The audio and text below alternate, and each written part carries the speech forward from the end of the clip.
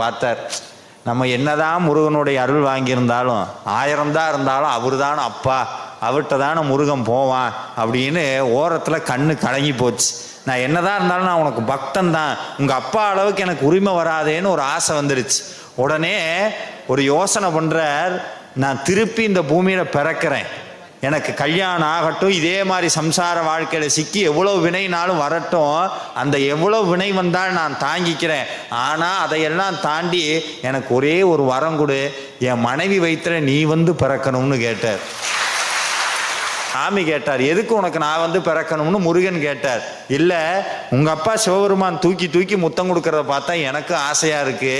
சாமி சொல்றார், மணிவாயின் முத்தி தர வேணும். எப்படி? மணிவாயின் முத்தி தர வேணும், அவ்வளோதான் ஆசை, இப்பவே கொடுக்குறேன்னு அருணகிரிநாதருக்கு முத்தம் கொடுத்தார் முருகப்பெருமான். இதில்